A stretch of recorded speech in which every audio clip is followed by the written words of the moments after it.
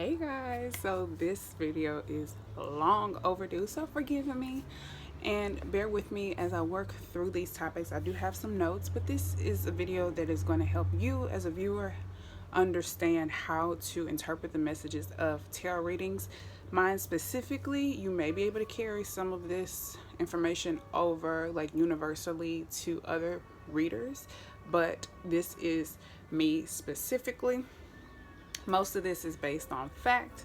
I will throw in my opinion on a few things, or my perspective, or my experience with reading and watching readings, because I still watch my own readings as well. So, as some of you know, especially if you've been subscribed to me for a while, my readings will you can watch my readings for your sun sign, your moon sign, your rising, which is your ascendant sign, your Venus, and your Jupiter. So that's 5 different signs that you can watch for to help you get more insight and guidance within your situation, this particular part of your life, whatever you're watching the readings for, because there's always a reason that we're drawn to watch these readings. I don't think anybody just sits around, and maybe some of you do, like out of curiosity, like, oh, I wonder what's going to happen next month. But if you're looking at readings, it's because you want guidance, it's because you want answers, it's because you want to better understand your life, your path, your journey. And I always say that tarot is a roadmap. It only tells you what lies ahead and gives you options. It gives you sometimes the best course of action. Sometimes it tells you that you've already made some unfavorable decisions, so your outcome may not be as favorable because of choices that you've already made. Either way, we have free will. So I guess I can start off with the taboo subject of tarot. I'm like, I haven't even looked at my notes yet. First and foremost, let's talk about what tarot is. Let's start there. Tarot is a form of divinity which helps connect us to the divine spirit, the divine source, God, goddess, whatever you refer to the higher power is, our creator or creative entities. It is a way to connect and communicate with the divine source. It is also called cartomancy because it uses cards. It uses cards, and you can use cartomancy with a regular deck of playing cards. You can make your own tarot deck, but the traditional tarot deck has 78 cards. There are 22 in the major arcana and 56 in the minor arcana. The major arcana represents the spiritual world, the things that we don't have control over. The minor arcana represents our world, the things that we do have control over, and also our path of ascension and mastery with each suit. So I'll get into that too.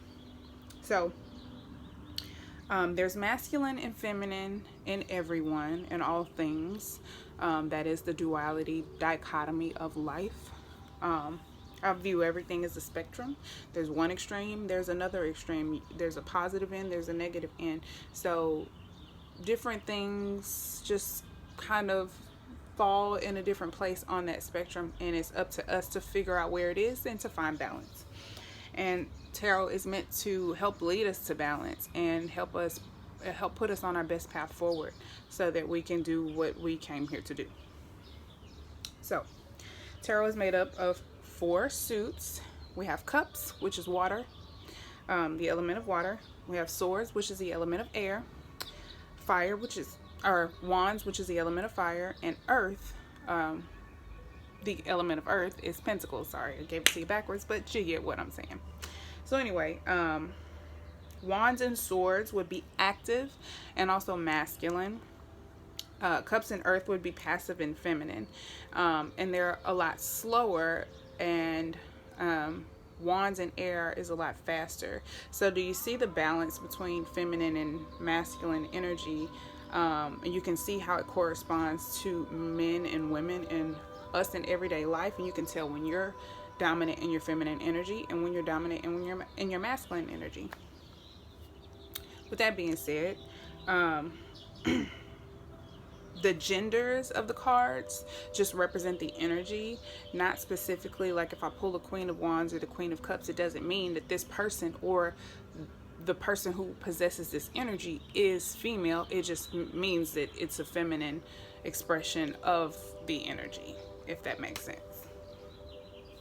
Moving right along, I talked about major and minor arcana, masculine and feminine energy, the court cards, the elements, and the suits. So the court cards are page, knight, queen, king.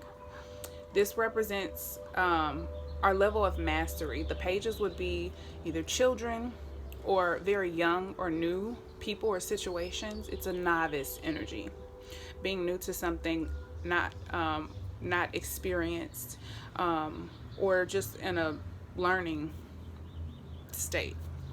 The knight would be a more intermediate energy. It's like a teen, adolescent type of energy,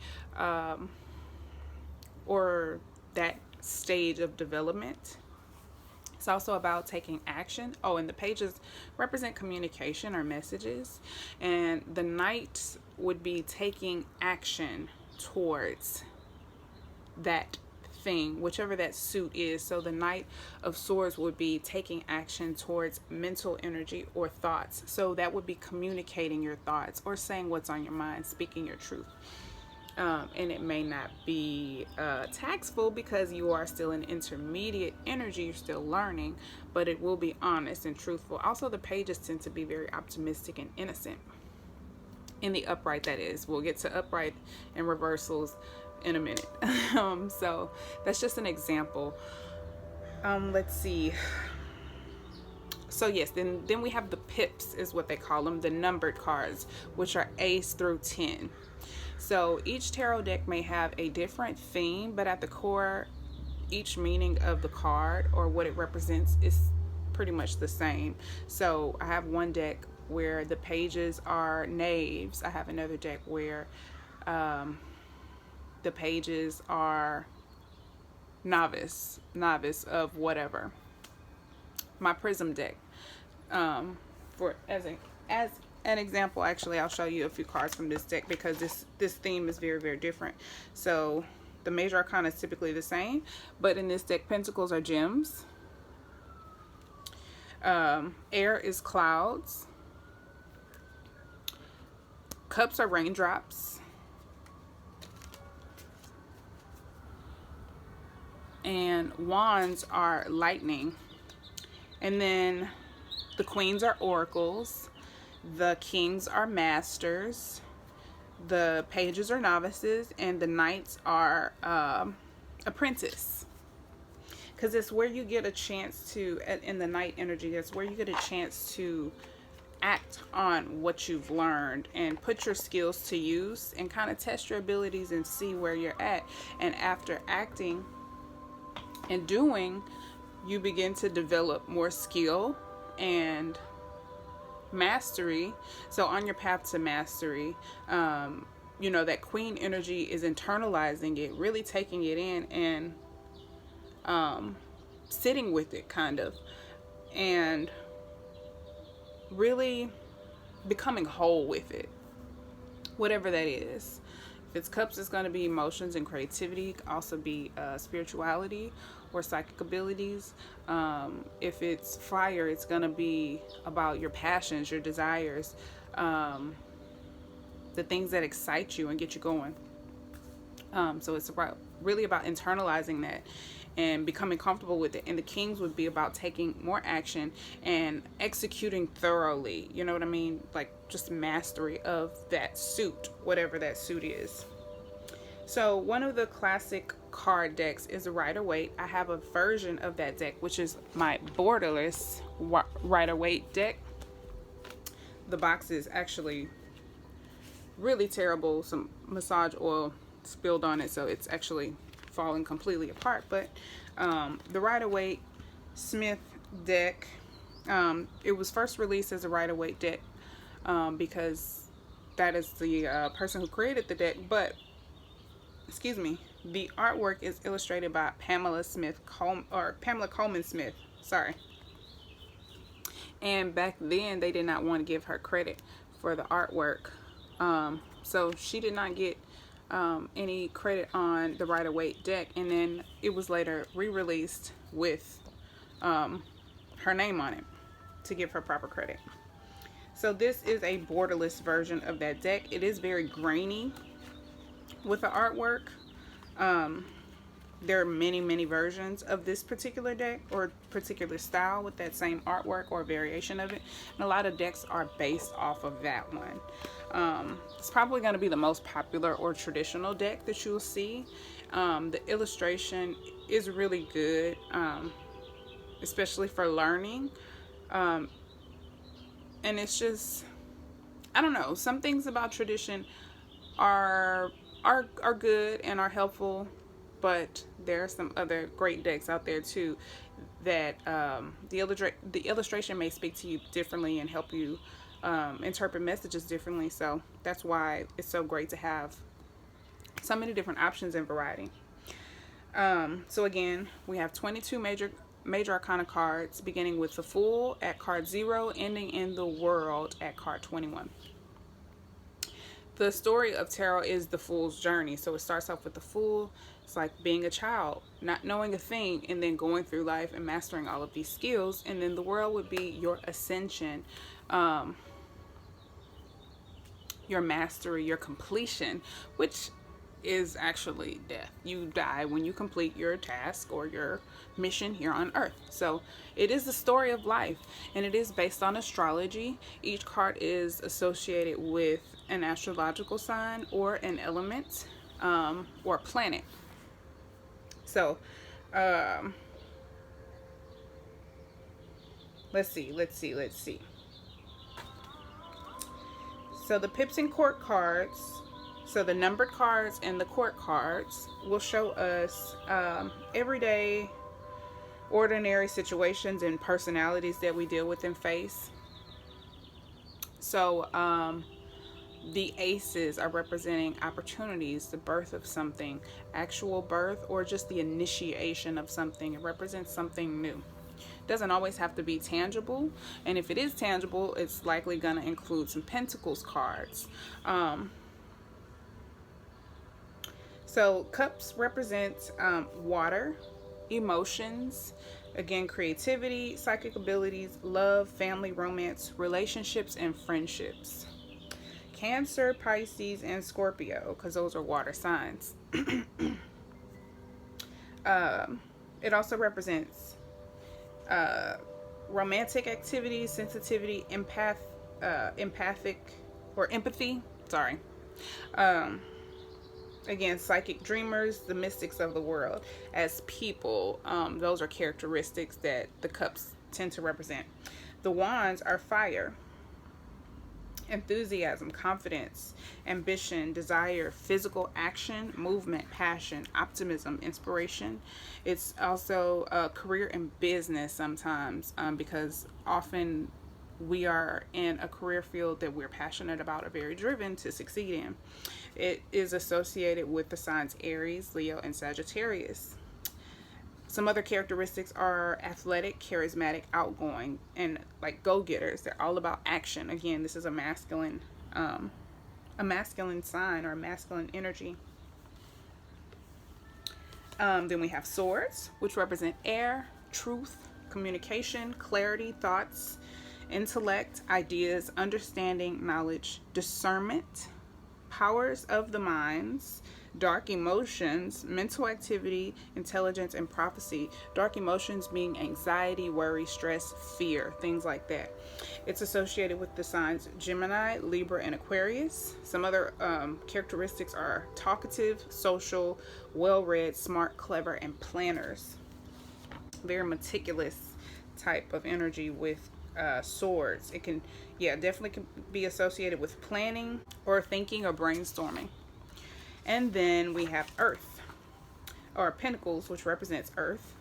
It represents things that come from Earth, so it could be plants and nature, prosperity, security, stability, work, stable relationships, loving homes, practicality, results of a finished creation or the materialization of something.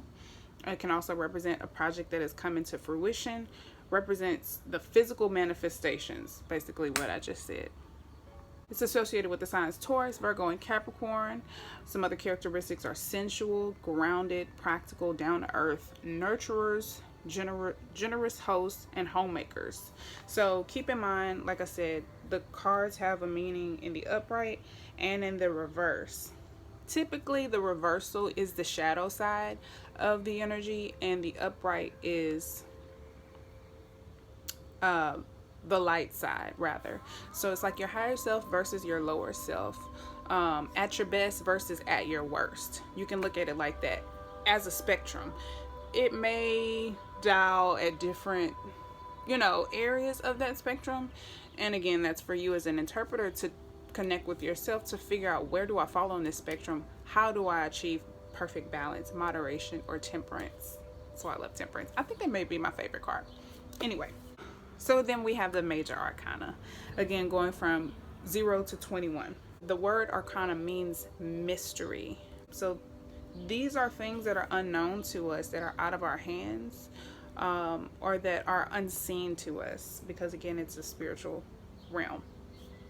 It's the spiritual higher energies at play or working out. They add weight and importance to readings. When you have a reading with a lot of major arcana cards, it represents, like, again, higher forces or higher powers being at work or at play, or things being associated with a higher meaning. Like it's bigger than you, which is a great thing in most cases. And I also look at it like there's a lot of spiritual activity. So when there's a lot of spiritual activity, we don't really need to do as much. We just kind of need to take care of ourselves and take heed of the guidance from our spirit guides. Kind of makes life a little easier anyway. So another thing about major arcana cards is they reveal our relationship to the archetype in the cards. It can attest to what level of mastery you have attained with that particular skill or ability, because they can also represent abilities. The Fool card represents freedom, new beginnings, taking chances, taking risks, being carefree. It's ruled by Uranus. So like in the reverse, that card would be like taking foolish risks or uncalculated risks, or being unwise, being careless, but not in a carefree type of way, just being reckless, kind of. That's one way to interpret that particular card, just to give you an example of the shadow side and the light side. We'll say that. It's said that 2 or more major arcana cards represents fate is at play in your spiritual path. Fate is playing a hand. Like I said, it's bigger. Sorry about that. Like I said, it's gonna be bigger than you. It's a part of a bigger plan. It's part of a bigger path, a more important path, or a more important thing. It can also show us what's needed, or what we need to connect with deeper to ease through our situation a little bit easier. Like the High Priestess can help you to be objective and tune into your intuition and pay attention to your dreams, and also pay attention to any deep emotions that you possess, or any secrets or things you may be keeping hidden. Also, while beyond your control, there is a divine, powerful, and magical purpose at work. So that basically wraps up or summarizes what the major arcana is all about. My notes were really good. I didn't really have to ramble that much. That's what preparation will do. I'm so sorry about this noise. So like I said, everything I view on an energy spectrum, and that's how the reversal cards work. And reading the energy is really up to you. I mean, your reader will help you. They will give you clues. But at the end of the day, you have to figure out, your situation. You know what's going on within you. You may not know what's going on within another person that your situation involves. However, you can tune into your intuition based on what you feel to figure out where on this spectrum people fall. Some terminology that's often used are soulmates, So soulmates can be twin flames, karmic partners. Soulmates come in different flavors, different shades, different layers. Again, a spectrum. You got twin flame, which would be your second half, your other half. And then you just have like karmic partner. I would say maybe that's the lowest on the spectrum, or the least intense type of relationship or connection. You have kindred spirits, you have soulmates, you have friends that are soulmates, family members that are soulmates, lovers that are soulmates. So different versions of these people may show up in your readings, but ultimately it can also show your relationship with yourself, your higher self and your shadow self. So some of those situations, and soulmates are people who we chose to come into this lifetime with to work our shit out and work our karma out. So it's always meant to lead back to self-reflection ultimately. So these are people who just help us do that. They make it easier for us to self-reflect. So if people are coming up in this reading that embody that title for you in some variation, then no self-reflection is probably necessary. Then we have, like I said, shadow self or shadow work. Shadow work is getting to know your shadow side, asking hard questions, really figuring out what your fears, what your worries, what your anxieties, what your traumas were all about, why they bothered you, how to overcome the feelings of anxiety or stress that are associated with thinking and reliving those traumas so that you can work through them and heal. So then certain things just no longer have power over you and they don't bother you. And as you incorporate your shadow side with your light side, you find balance. But you can't, it's like if this is the light side and this is the shadow side and you stay over here, this side is always going to frighten you. But if you go over there and check it out, see what it's all about, it doesn't have that much power. Then you can find your center, because then you have a full understanding of what this side is. You have a full understanding of what this side is. So you know when you're not in the middle. If that makes sense. You know when it's too much light, you know when there's too much dark, and you can find your happy median. It's the best way I can break that down. So you can apply that analogy to all of these spectrums to help you find balance. Again, we have counterparts. These are people who we are associated with on some level, some scale. We are here to work with or work through our stuff with. Cycles. These are things or lessons that loop until we get it.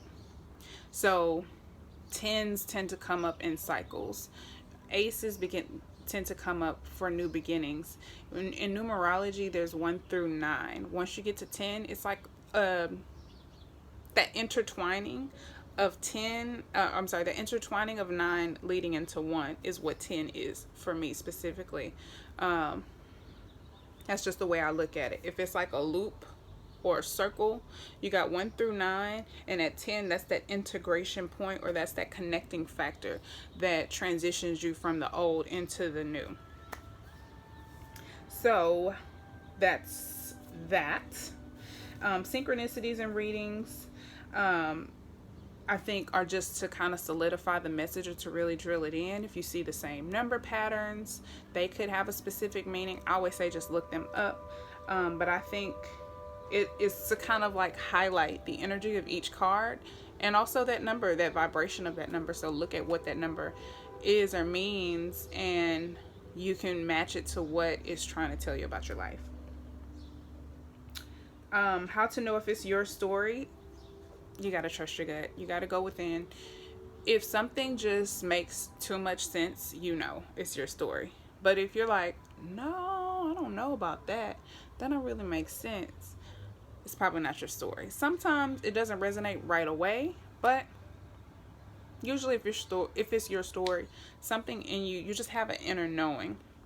But if you're not connected to your higher self and your intuition, you may not have that ease of, or that radar to let you know this is for you, this is not for you. So that's why it's so important to connect with yourself. Check in with yourself. The bottom of the deck tends to be a significator. It can tell you the overall theme or what what the big picture is in the grand scheme of things. In the grand scheme of things, like on the macro scale, what the issue or lesson or what the larger factors are. Cross-watching. When you cross-watch, say I am involved with someone who is a Sagittarius and I want more insight into their situation or what they may be feeling, I watch a Sagittarius reading. That makes me a cross-watcher for Sagittarius. Sometimes messages for me can come up in that reading. So if you cross-watch, like if you're dealing with someone and you cross-watch for their sign, you may get more insight or intuition. You may get more insight or information about your situation intuitively by viewing that reading. I talked about the numerology. So, which sign should you watch? If you're watching your sun sign, we know that the sun is associated with yourself, your ego, your masculinity, and also fatherhood. So that that is one reason, of course, because it's associated with yourself. And our ego is here for our protection. And if you are going through something where you need some ego healing or tuning, that's a good. Your moon sign is associated with your emotions, your femininity, your emotional being in general, motherhood, and also your intuition, as well as our psychic gifts. So I would say watch your moon sign. Sun, moon, and rising should probably be the main signs that you watch for sure, no matter what. I will watch all three. I typically do watch all three for myself. You can check Vedic, sidereal, or tropical, whichever you prefer. I tend to use both, and I look at that as a spectrum too. That's a whole nother story. So anyway, your ascendant is your rising sign. It represents the way others see you and your spontaneous reaction. So how you may respond to something based on instinct, and if you are out of touch with your higher self, or you're disconnected from your higher self, you may react rashly, and that would be whatever your rising sign or your ascendant sign is. That's how the energy is going to play out. So that's why you would watch that sign, so you can get more insight into what comes naturally to you or what the situation may involve, and it gives you a little bit more subconscious tools to work with for when that time comes. Venus represents love, money, and relationships. So that's why you watch your Venus signs, to see what's going on in your love life, your money life, and partnerships of all kinds. Jupiter represents principles of growth, expansion, healing, prosperity, good luck, fortune, and miracles. So that's why you watch your Jupiter sign, to see what is coming up in those areas of your life. I didn't always used to watch my Jupiter sign, but I have been more often, and it's been resonating just as much as all the rest. So sometimes you can watch a Mercury sign because it represents thoughts and communication, and also travel, but not many readers do signs or readings for the Mercury sign. But you can try it if it feels right for you, or during Mercury retrograde, that may be helpful. I don't know. But that's why you watch those different signs. The next thing I want to talk about is Oracle decks versus Tarot decks. Oracle decks they vary in the number of cards in the deck. Anybody can create an Oracle deck. They have different themes. They have different messages. The messages tend to be more specific and more detailed than Tarot. Tarot kind of gives us a hint and leaves the rest to the reader or the interpreter to intuitively connect the dots. So the main differences, like I said, are the themes, the number of cards. They're based on different principles, and the tarot standards are generally the same, and like the colors or the illustration, themes may vary, but like I said, the core of it remains the same. It's always going to be 78 cards unless they throw an extra card in there or two. It's always going to be that same core 78 cards. They may change the names of them, but the standards remain the same. How to pick a deck. I think illustration plays a big role in what will help you understand the messages and help you interpret the messages if you're interested in becoming a reader. The illustration is a big deal for me. I particularly also care about the card stock, the way the cards feel, how easy they are to shuffle and to handle. The description books, sometimes I will research what the cards look like, what the back of the cards look like, especially like oracle decks. I want to see different versions of the cards. I may want to see a picture of the guidebook, so I'll look at YouTube videos or look on Amazon and look at reviews. So that's just me, and I just go with whatever I tend to resonate with or what gets me excited and what I feel like is going to help me learn tarot even further. So I've been reading tarot for, it'll be 2 years in November, so like a year and a half now, maybe not quite a year and a half. And I still consider myself a student, so I enjoy it very much, and I'm ever learning because life is always changing, and there's so many different factors and perspectives that exist in the world. So I can only be a student. I can never completely master people because people just vary so greatly. So tarot helps us get to know others. It helps us get to know ourselves. It helps us get to know what lies ahead in our journey and how to deal with the energy ahead. There's no such thing as a bad tarot reading. I didn't talk about the traditional taboo cards like death or the devil, but none of those are anything to worry about. The devil represents control and restriction and obsession and addiction, and the death card represents change, transformation, and rebirth. So there's no such thing as a bad card. I don't think there's anything such thing as a bad reading. There may be unpleasant messages, but they're always helpful in some way. It's just the way you decide to deal with the information that comes up. Your perspective is going to be your reality. So please consider all of this as you continue to watch future tarot readings for insight and your growth. I wish you nothing but abundance and prosperity. Thank you for watching this. I hope that you decide to subscribe and stay subscribed. Please like, comment, and if you would like to connect with me on other platforms, the information will be below. And if you don't know how to check your natal chart to get your other placements for your rising, moon, Venus, and Jupiter signs, there's a link below showing you how to do so. Until next time, thank you for watching. Namaste and peace, love, and light. Bye.